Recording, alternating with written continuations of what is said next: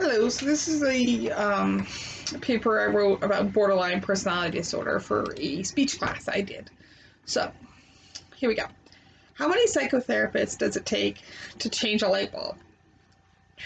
Just one, as long as the light bulb wants to change. So, I started struggling with mental health issues at a young age. I can't remember a time when I was happy. They never wanted to give me a real diagnosis. It wasn't until I was almost 18 that I got the diagnosis of borderline personality disorder. Excuse me. I started researching into the diagnosis. Everything I found was negative, implying that people with this diagnosis are all murderers or psychopaths. Even therapists I have had didn't want to deal with a patient with borderline personality disorder. BPD is one of the most stigmatized and misunderstood mental health conditions, and its devastating effect can be found in thousands of untold stories by those who live with it. Those who exist in a world where, no matter how loudly they scream, no one seems to hear their voice.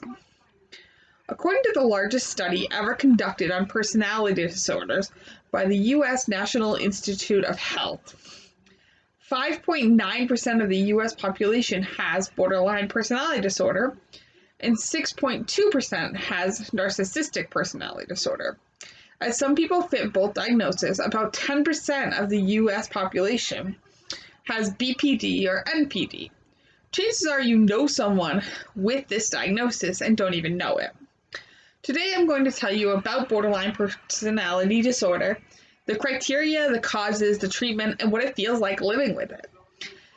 In the 5th edition of the Diagnostic and Statistic Manual of Mental Health Disorders, borderline personality disorder is diagnosed when there is a pervasive pattern of instability of interpersonal relationships, self-image, and affects, and marked impulsivity beginning by early adulthood and present in a variety of contexts, as indicated by 5 or more of the following. So 1, frantic efforts to avoid real or imagined abandonment. 2, a pattern of unstable and intense interpersonal relationships characterized by alternating between extremes of idealization and devaluation. 3, identity disturbance, markedly and persistently unstable sense of self or self-image. 4, impulsivity in at least 2 areas that are potentially self-damaging. So this includes spending, sex, substance abuse, reckless driving, binge eating. 5, recurrent suicidal behaviors, gestures, or threats, or self-mutilating behavior. 6, affective instability due to marked reactivity of mood. So they have intense episodic dysphoria, irritability, or anxiety, usually lasting a few hours and only rarely more than a few days.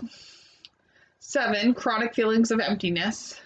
8, inappropriate, intense anger or difficulty controlling their anger. 9, transient stress-related paranoid ideation or severe dissociative symptoms. So that's all 9 of them. Since you only need 5 out of 9 to meet the criteria, there are many ways that this could affect someone's life. Some people might have the anger side of it and lash out easier, others never really see the anger side. So unlike in Daredevil Season 3, Harley Quinn, and even Marla from Fight Club, not all people with diagnosis are psychopaths. In fact, many people with this diagnosis are struggling with a comorbid disorder that makes the borderline personality disorder hard to distinguish from other disorders. BPD typically coexists with depression, anxiety, and substance abuse. Symptoms of these conditions may lead the clinician to miss the diagnosis of a personality disorder altogether. According to the U.S. National Institute of Health, 96% of patients with BPD have a mood disorder during their life, and lifetime depression is reported at 71 to 83%. Anxiety disorders are extremely common. 88% of patients have an anxiety disorder. 34 to 48% have panic disorder, and 47 to 56% have PTSD. Alcohol and substance abuse or dependence are reported by 50 to 65%. Eating disorders affect 7% to 26% over a lifetime. As with many disorders, the causes of borderline personality disorder aren't fully understood. In addition to environmental factors such as history of child abuse or neglect, BPD may be linked to genetics or brain abnormalities. Some studies of twins and families suggest that personality disorders may be inherited or strongly associated with other mental health disorders among family members.